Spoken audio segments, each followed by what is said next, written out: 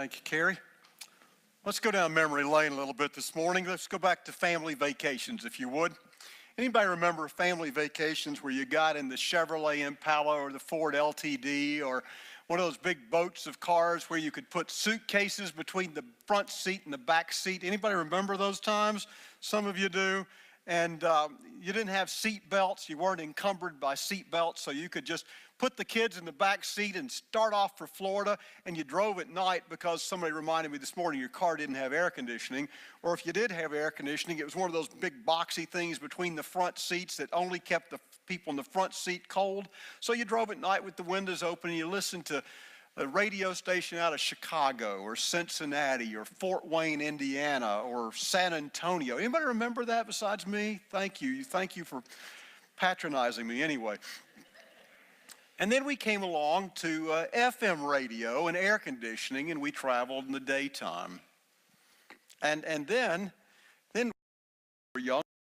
This remarkable little 9-inch television that had a VCR built into it that we would get the biggest city phone book we could find. We'd prop it up on that at an angle so the kids could watch movies all the way to the beach.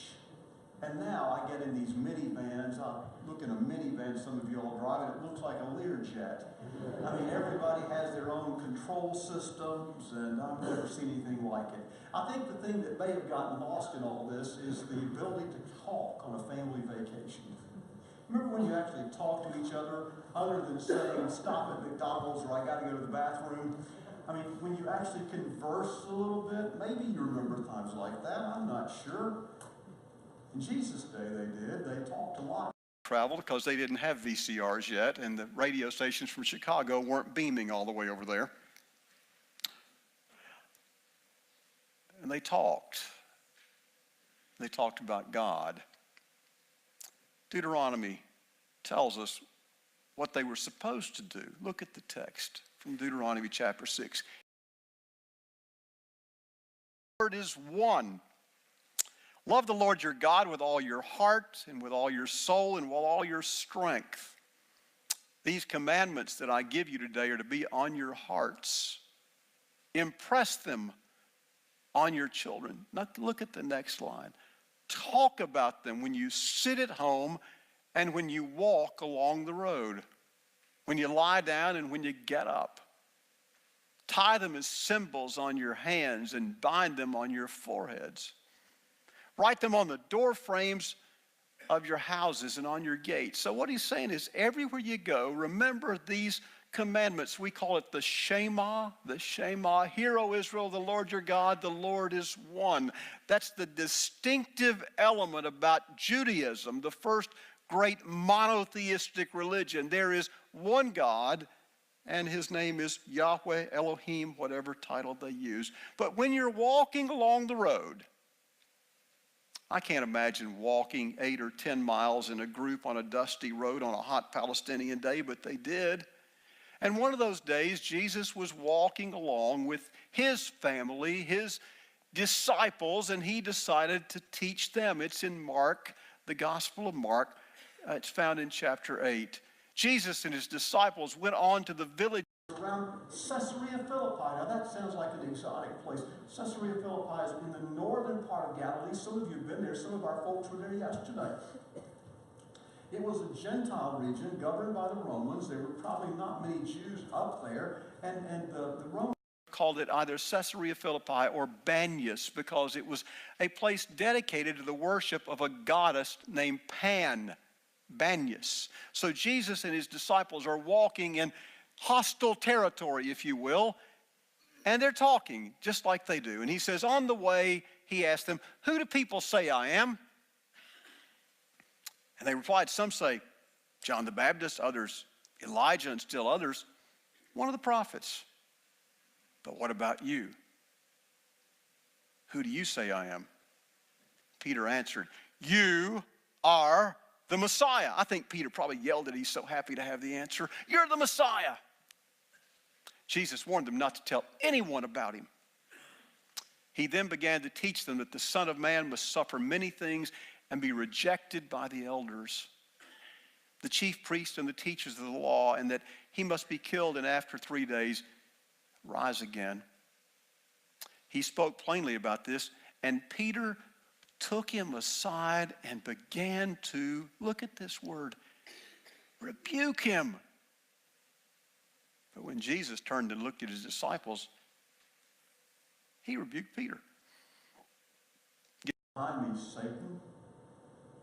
You don't have in mind the concerns of God, merely human concerns. And then he called the crowd to him along with his disciples, and he said, whoever wants to be my disciple must deny themselves and take up their crosses and follow me. For whoever wants to save their life will lose it, but whoever loses their life for me and the gospel will save it.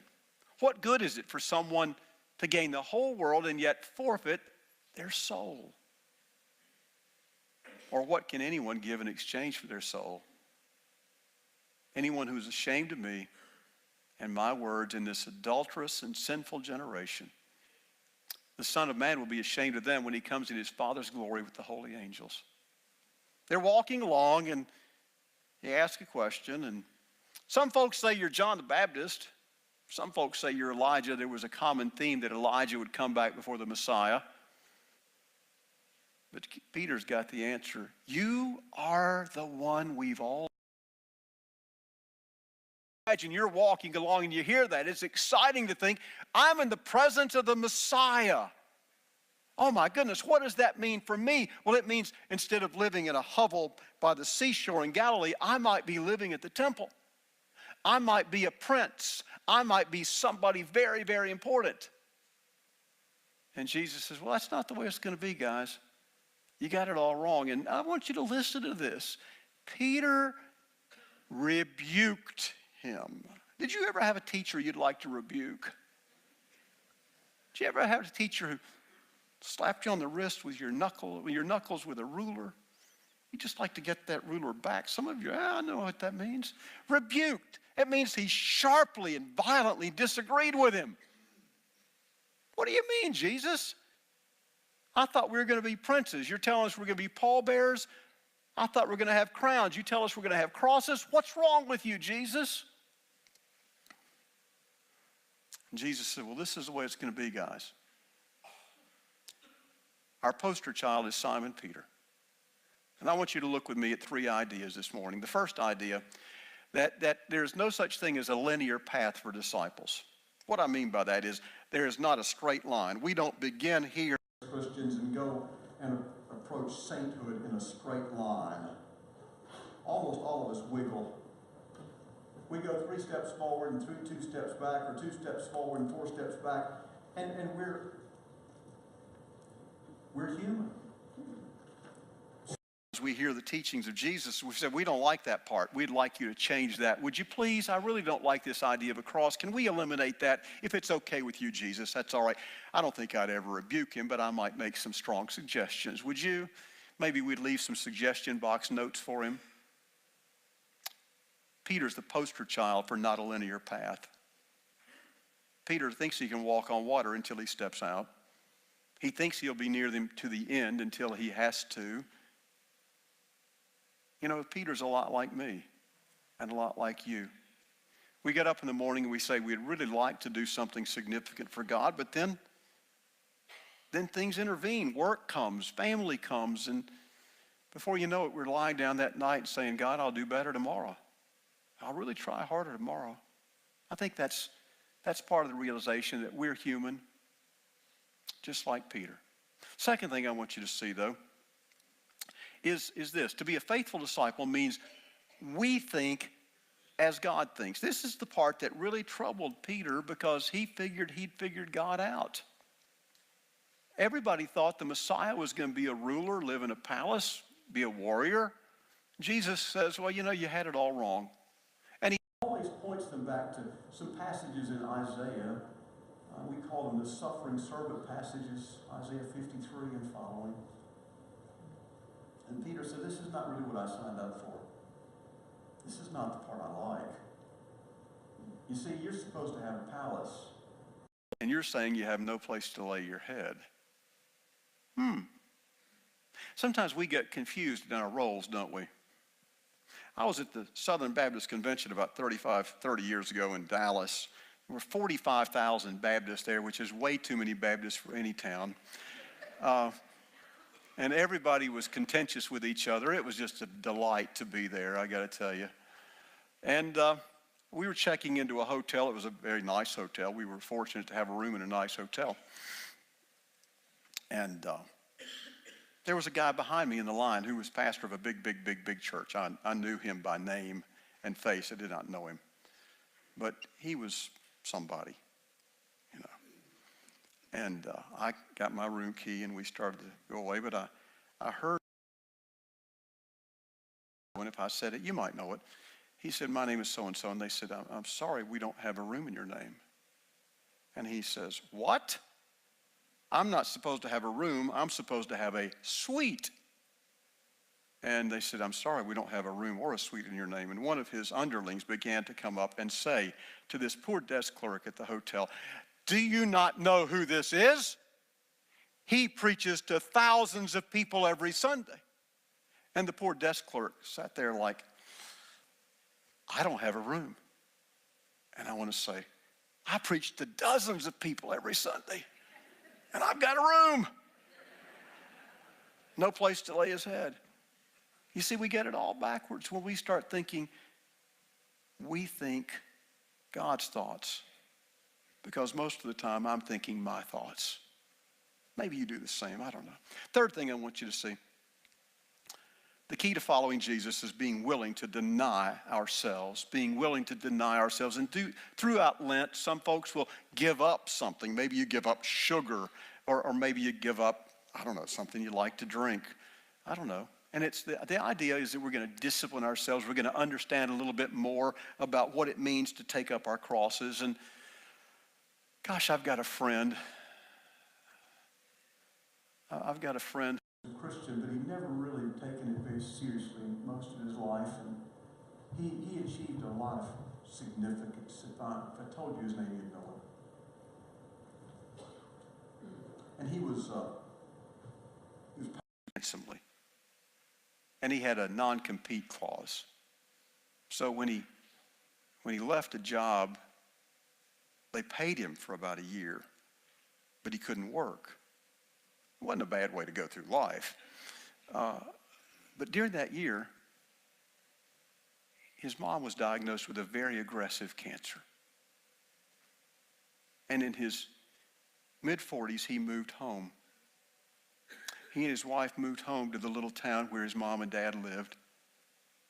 And he cared for his mom during her few months of life. And we were talking not long after his mom died. And I said, tell me about the experience.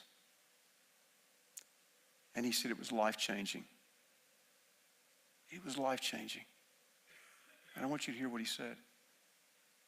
He said, I'd never experienced anything like it until I changed my mother's diaper the first time. And I learned what it was to give of myself. For the first time in my life, I learned what it was to give of myself. Take up your cross. Deny yourself. Follow me. I read a story not long ago about a man. He lives in Orlando, Florida. He speaks broken English. You've never heard of him. You probably never will again. His name was Orlando Santiago. Last summer, you may remember, there was a series of hurricanes that approached Florida. One of them, named Irma, was supposed to go right up through the middle of Florida. Remember? Supposed to go to Miami, Orlando, all the way up. And as happens when hurricane warnings are posted, everybody goes everywhere to shop. They go to get food, water, everything you can get. And in Florida, you go get a generator so you have power. Well, everybody was out of generators. Home Depot, Walmart, Lowe's, everybody. People would still get up every morning and go see if they could find a generator. On this morning, there was word that a Lowe's near his house may have some generators. So he goes and he gets in line. And they announced they had 216 generators to sell. And he was in line and he was number 216. He was going to get a generator. Behind him, there was a lady named Pam Brecky. She had driven 30 miles in hopes of getting a generator because her father had to have an oxygen machine to stay alive. She was number 217. But she stood. She stood in hopes that there might be one more.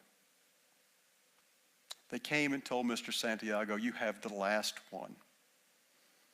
She broke down in tears. She was crying. She didn't know what she was going to do. If she didn't get one and the power went out, her father would not live. Mr. Santiago, who had stood in line just as long and driven just as much and hoped just as much, looked to her and said, "You can have mine." And she said, "You must be an angel from God. I hope that God will bless you." So happened that the manager of Lowe's was listening. And the next day he called Mr. Santiago. He said, "We got one more.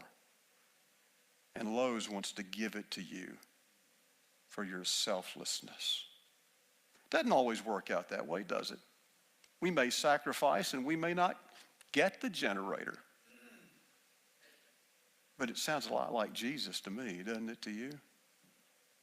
This man from another place who spoke limited English spoke the language of grace. I wonder how often I speak that language. My path's not a straight line, and neither is yours.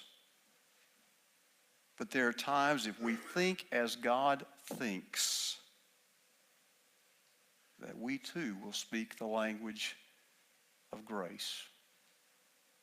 Let's pray together.